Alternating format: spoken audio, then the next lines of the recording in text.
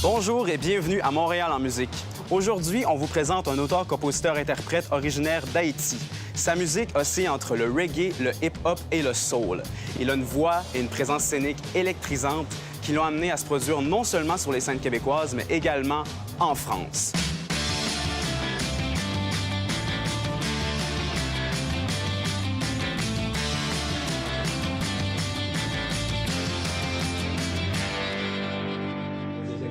Les cœurs sont loin, le cœur. Le cœur, il va être où? Je ne vais pas trop loin, j'imagine. Est-ce que ce serait ce micro-là qu'on va faire?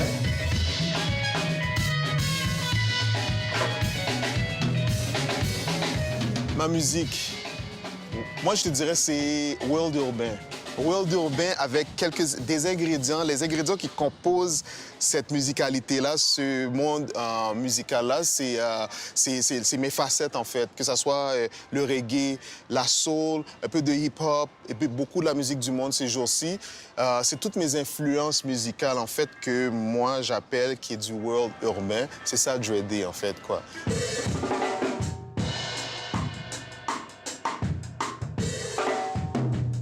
Dreadé, la première question que je me pose, c'est l'origine de ton nom d'artiste. D'où ça vient, Dreadé? Pour pas déplaire les gens, il n'y a pas une grosse anecdote par rapport à ça, mais à l'époque, quand j'ai commencé à faire la musique, tout bonnement, en fait, je pensais à un nom. Je me disais, bon, quel nom d'artiste que je devrais adopter ou quoi que ce soit. Puis tout simplement, c'est venu comme ça. Dreadé, c'est en français, tout simplement. Bon, certains vont dire Dready, c'est pas grave, mais c'est vraiment D-R-E, accent circonflexe, trait d'union D. Puis le petit D, pourquoi? Parce que ma famille, j'ai un petit nom que ma famille, en fait, m'appelle. C'est Daddy, tout simplement, en fait. Daddy. Quoi. Comme papa. Ben oui, ça peut être comme papa, comme mais papa. c'est D-A-D-I. OK. Daddy, donc voilà.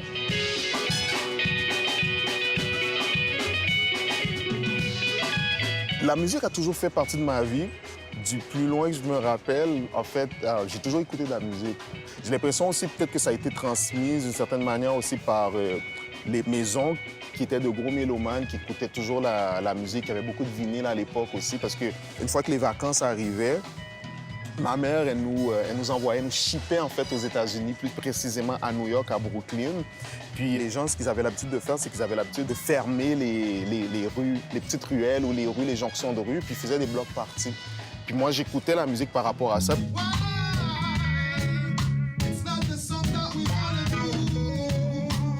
Je dirais la musique haïtienne, le compas, que ce soit la musique pop comme Prince, surtout Michael Jackson. Il y avait la musique antillaise via la radio avec le dancehall, le reggae, le R&B, le hip-hop. Donc c'est tous ces différents genres de musique-là, en fait, que j'ai été imprégné de tout ça.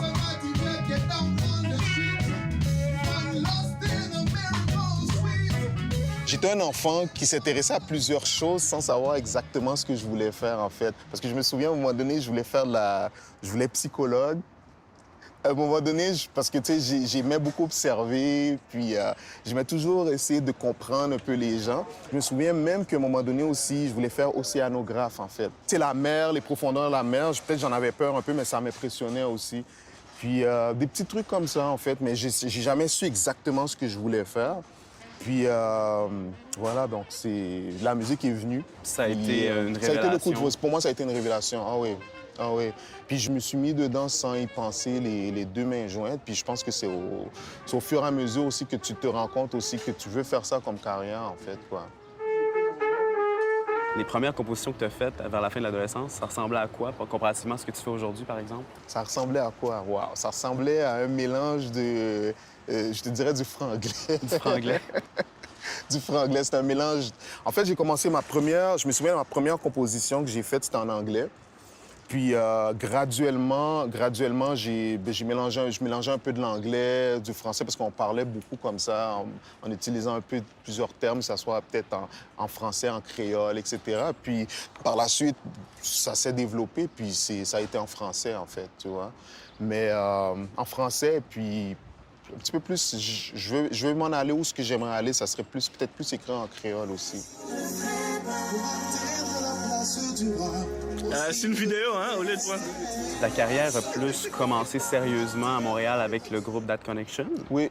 Parle-moi un petit peu de cette expérience-là. Qu'est-ce que ça t'a apporté comme artiste That de faire Connection. partie de ce duo? En fait, ça a été une école pour moi. Puis, petite anecdote par rapport à ça, je me souviens de la manière qu'on s'est rencontrés parce qu'avant que je commence avec Da Connection, j'avais rencontré, je parle les amis que j'avais qui faisaient pas mal de musique. Eux, ils avaient un groupe à l'époque qui s'appelait Coalition, en fait. Début 2000, je te dirais fin 90, ils faisaient un spectacle, puis ça, je me souviendrai toujours, c'était au Café Campus. Puis ils m'ont dit, on va faire une chanson, mais j'aimerais que toi, tu termines cette chanson-là. En fait, c'est un featuring qu'ils me demandaient. Donc, je sais que tu commences à écrire, etc. Puis, vas-y, on te donne le micro pour terminer cette chanson-là. Puis moi, j'étais excité, je commence mon couplet. Il n'y a pas de réaction dans la foule. Puis le Café Campus était rempli à craquer, je me souviens. Puis c'était le gros Café Campus, en fait, avec la mise en mine, etc. Pourquoi? Parce que, en fait, j'arrivais pas à tenir mon micro vis-à-vis de la... Détail technique. Détail technique, j'arrivais pas à tenir mon micro, donc les gens m'entendaient pas. Ah. Un de mes amis, à un moment donné, il tend son micro vis-à-vis de ma bouche parce que moi, j'arrêtais pas de bouger.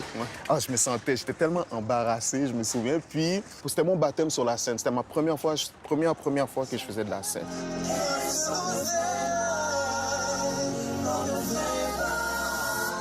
Donc toi, tu fais partie de justement cette prestation au Café Campus dont tu étais embarrassé et tu as gagné le prix Socan de la meilleure chanson quelques années plus tard, de la meilleure chanson hip-hop reggae qui est terminée dans le cadre du concours Hip-Hop Forever. Hip-Hop Forever. Oui, ça, c'était un petit peu plus tard. Je pense que c'était vers 2002, en fait. C'était le concours Hip-Hop Forever à l'époque. Donc on est parti de cette prestation-là, du Café Campus. Quelques années plus tard à peine, tu gagnes ce prix-là de la Socan qui est quand même prestigieux. Qu'est-ce que ça t'a apporté comme artiste de gagner ça? En fait, ce prix-là, ça m'a permis de me dire que c'est là, je pense, que j'ai réalisé que, oui, je pense que je veux vraiment faire ça, en fait.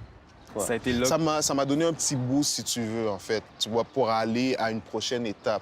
Me dire que j'y pensais, oui, puis c'est sûr que, tu sais, c'était comme un rêve, pouvoir faire un album, etc., parce que j'y pensais tout simplement. Mais c'est là, je pense que j'ai eu vraiment la confirmation, comme quoi que, oui, je pense que vraiment, je veux vraiment faire ça, puis c'est ce que j'aime faire.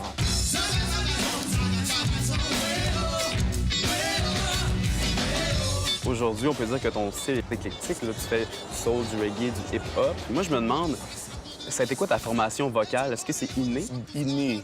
C'est sûr, peut-être c'était à l'intérieur de moi, mais c'est sûr que j'ai dû travailler la voix. C'est un instrument en soi, puis je pense aussi qu'il faut que tu comprennes aussi ton instrument parce que la manière que je le perçois, c'est comme un athlète, en fait, qui va aux Olympiques.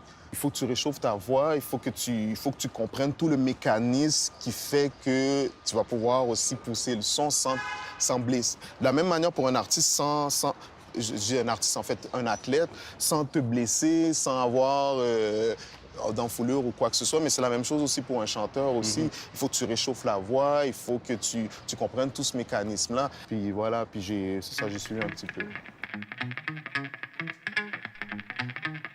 C'est des choses que je veux faire. Je veux vraiment partager avec le public. Tu sais, partager tes compositions, oui, mais c'est une histoire que tu racontes en musique, en chant. C'est des trucs que je veux. Ça recommence. Et être en mesure aussi de voyager ailleurs, en fait. Right.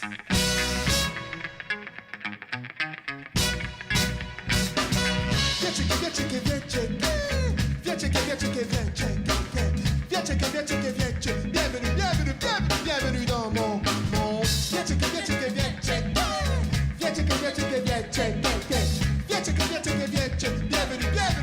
bienvenue dans mon monde. Voilà le réveil matin qui sonne et m'attire. Une autre journée, ça m'embrasse sans la routine. Croise le fer, prends le bas de combat qui survivra. Faut que je me lève pour aller faire de l'oseille. Faut que j'étais hors de mon lit, je me manifeste. Tu le réveilles, moi j'entraînais pour un ciel. J'agrippe mon phone, laisse faire le boulot. Que vais-je bien leur dire?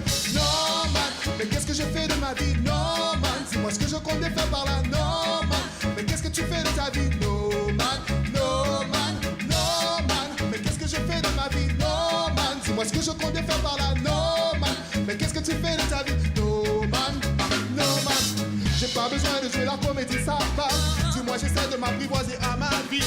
Sur ce son, je me stage mes peaux, je crée les mots, je choisis de faire l'amour avec le tempo. Les rythmes sont comme les mélodies, mais ouais. Elle est ma vie comme un vinyle qu'on enchaîne.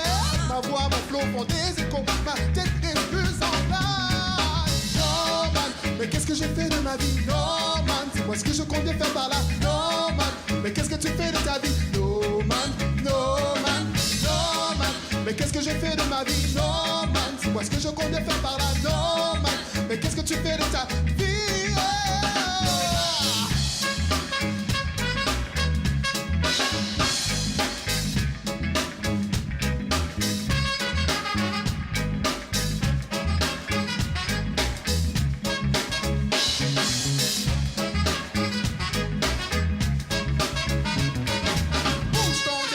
Ce que t'as en toi, montre-moi de quoi tu te chauffes, libère la mon toi. Laisse faire la basse du coup, et puis on verra quand se passera, qui viendra verra, que sera.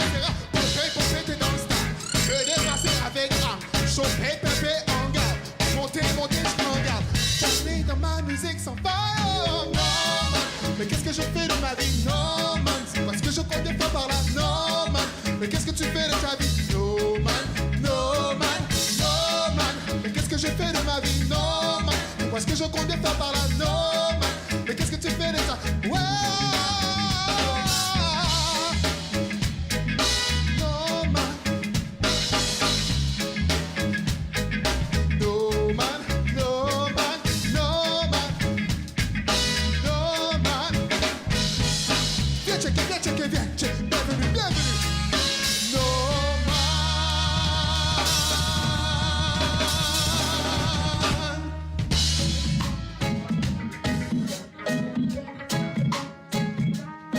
De tes inspirations dans cet album-là que tu as sorti en 2015, est-ce que tu veux écrire davantage en créole? Est-ce que c'est quelque chose qui t'intéresse ou dans le futur? Oui. Parce qu'il y a des chansons en créole sur l'album. Mais tu vois, dans l'album, il y a 2 chansons en créole. Ouais. Tu l'as mentionné. C'est sûr que le plus gros de l'album, c'est en français. Dans un premier temps, pour moi, c'était important de le faire en français.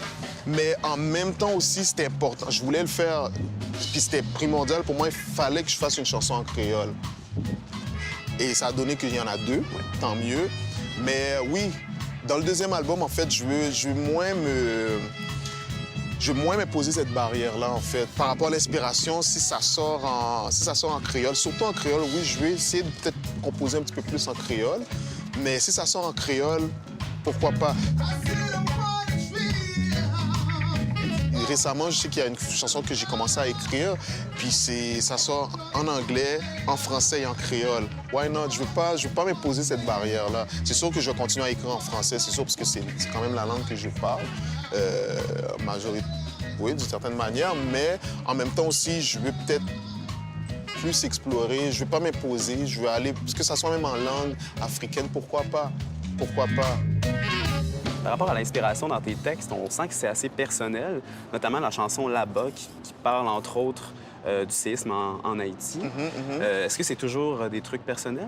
C'est une chanson que j'avais écrite juste après le tremblement de terre en Haïti. Puis moi, quand j'écrivais cette chanson-là, ce que je disais tout simplement, c'est que ceux qui ont la force et l'énergie, retourner, il faut qu'on retourne là-bas. On retourne là-bas pour reconstruire, pour se construire une nouvelle identité, pour être plus fort, puis pour avancer aussi pour un meilleur futur. Moi, c'est ma perception à moi. Pour moi, c'était comme un message d'espoir, en fait. Il y a 2 clips qui sont sortis, dont un cette année pour la chanson No Man et pour la chanson Boom Blast. Voilà. Ouais. Et tu as collaboré avec Pizzy pour ces 2 clips-là. Oui, Des clips qui sont assez colorés, qui représentent vraiment bien. Yes. Pizzy, je l'ai rencontré la première fois qu'on s'est rencontrés, ça fait quelques années. À l'époque, je voulais faire ce qu'on appelle un genre de EPK, en fait, une petite capsule pour peut-être présenter qui j'étais, etc., etc. Puis je sais que je cherchais quelqu'un qui pouvait le faire. Pas de combine, Mr. DJ, s'il te plaît. C'est le temps pour moi d'attirer la gente féminine des plus coquines. Quelques années plus tard, justement, quand j'ai sorti l'album, j'avais cette idée-là de faire le clip parce que quand je compose, je vois le clip en tête. J'avais vraiment des idées spécifiques par rapport à ce clip-là. Pour les gens qui vont aller voir sur YouTube, ils vont voir de quoi je parle un peu avec les différents personnages qu'on retrouve dans le clip. Je te dirais que, bon, c'est quelqu'un vraiment qui comprend vraiment ta vision. En fait, c'est un artiste lui-même. Oh man, mais qu'est-ce que je fais de ma vie? Oh man, dis-moi ce que je compte de faire par là. La vision que j'avais par rapport à No Man, c'est je me réveille dans un rêve et dans le rêve, en fait, il y a plusieurs personnages différents, loufoques. C'est un peu la représentation de ce qui se passe dans ma tête un peu. Elle est ma vie comme un vinyle qu'on enchaîne. C'est pour ça qu'on retrouve, je sais pas, il y avait un gros ourson, il y avait un zèbre, il y avait une infirmière sexy, etc. Donc, c'était un peu ça. Ce qui est bien aussi, c'est que par rapport au budget qu'on avait, on a pu faire quelque chose qui justifiait justement l'idée que moi j'avais par rapport à ça, en fait.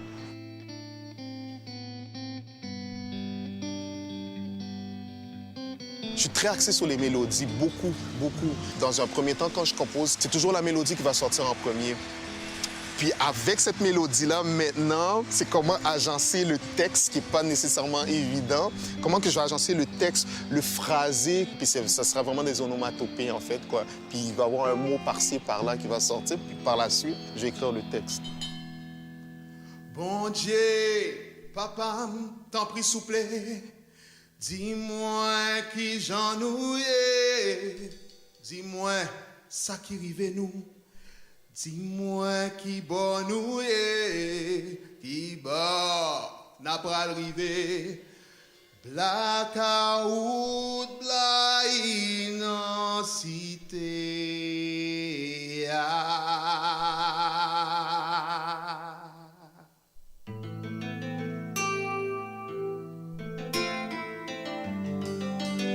Palagé Bataille, là, c'est une chanson que j'ai écrite en créole. Ça veut dire tout simplement continuer le combat, en fait, quoi. Ça reste d'actualité, c'est sûr, c'est mon point de vue toujours, mais en même temps aussi, la situation en Haïti, comment que ça se passe, c'était primordial pour moi de faire une chanson en créole. Puis je me souviens, j'ai juste pris un papier, puis c'est sorti comme ça. À ma grande surprise, puis le texte, c'est comme ça que j'ai écrit la chanson Palagé Bataille, là, en fait. Bon Dieu, papa, t'en prie, s'il vous plaît. Dis-moi qui j'en oué, dis-moi ça qui rive nous, dis-moi qui bon noué, qui bon n'a pas arrivé, blackout, bla immensité.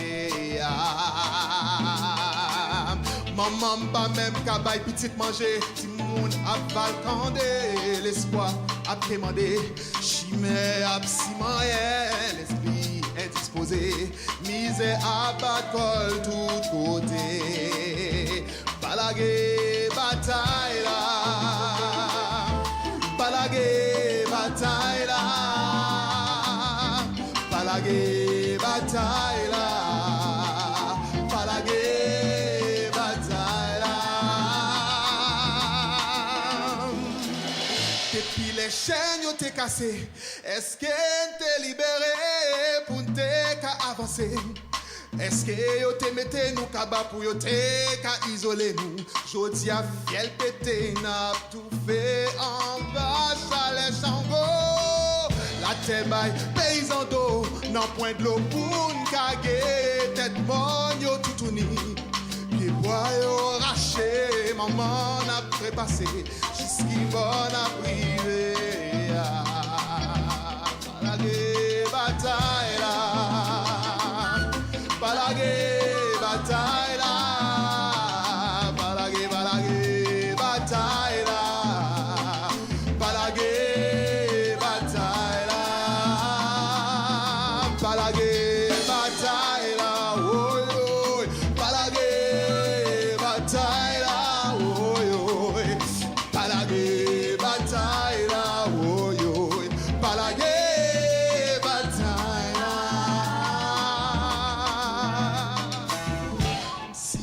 Maman pa ou ale, moi connais nom nèg marron, ap kembe, africain nous yé, faut nous respecter, n'a joint dignité. Force dans entrailles nous exister, même si au pas ouais nous faut nous comprendre pour nous cabrier, qu'est-ce que a boyo.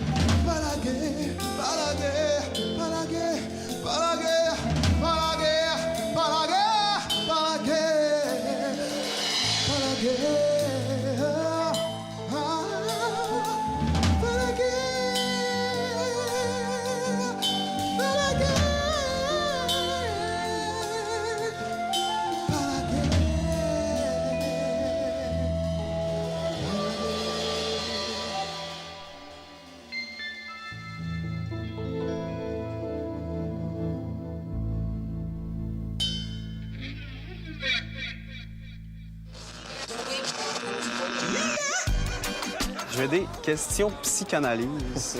Qu'est-ce qui te rend le plus heureux dans la vie? Surtout en ce moment. Un des trucs qui me rend complètement heureux, je te dirais, c'est la scène. Être sur scène en ce moment, avec les bonnes conditions réunies, bien sûr. Et la connexion totale, je suis au 7e ciel. Je te dirais de la même manière que c'est pas toujours évident au niveau, faire la musique par rapport à tout le travail que ça prend, etc. Mais la récompense qu'on peut avoir, justement, c'est être sur scène. Puis en ce moment, ça, c'est une des choses qui me rend vraiment heureux, définitivement. Quelle serait ta collaboration de rêve si on te donnait le choix, là? N'importe qui, mort-vivant. Mort ou vivant? Wow. Ouais, bonne question. Mort ou vivant? Ben, j'en ai plein. J'aurais bien aimé faire un refrain pour chanteur hip-hop, rappeur. À l'époque, c'était celui de I Am avec Akhenaton. Ça, je détesterais pas ça. Ou Kerry James, tu vois. Mais je te dirais, Bob Marley, je détesterais pas ça. Pourquoi pas? Tu réveillerais des morts. Faudrait que je serais prêt pour ça.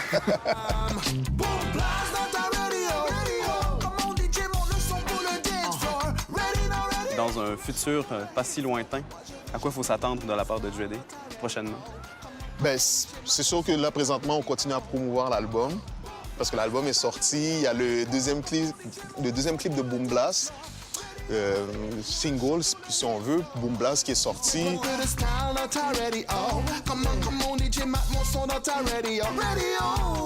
Faire des shows, parce que la finalité, c'est ça. Moi, ce que je veux faire, c'est faire des spectacles, aller à l'extérieur, voyager, faire les festivals, présenter l'album en Europe aussi, l'Afrique de l'Ouest, aux Antilles. Donc, on est en train de travailler sur ça. Donc, c'est sûr, on continue en fait de parfaire, en fait, d'ajouter un peu les outils qu'on a. Il y a l'album, mais aussi on doit travailler sur le visuel. Filmer les prestations. Donc, on continue à faire ça, en fait. Au bout de mes rêves, on peut faire la paire, on les crame. Puis éventuellement, à long terme, faire un deuxième album. Hey! Mais Parce que... T'es déjà sur une très belle lancée. Oui, parce que l'inspiration continue, veut ou veut pas. Parce que déjà, le premier album, je me souviens, j'avais... Pour moi, ça, c'est l'album de ma vie, dans le sens que c'est tout ce que tu as accumulé, que tu ponds sur un album, mais j'avais déjà beaucoup de chansons. Il y a des chansons que j'ai dû même retirer, que je trouve qui sont de bonnes chansons. C'est sûr que c'est des chansons qui vont continuer à évoluer, mais peut-être que ces chansons-là, j'ai peut-être l'intention de le mettre sur le deuxième album. On verra. Mais l'inspiration continue. Tu sais, je me suis toujours dit, un des trucs qui fait aussi que je continue, je me suis toujours dit que j'avais quelque chose à dire. Puis c'est la manière que je m'exprime, donc let it be, comme on dit, quoi. Voilà.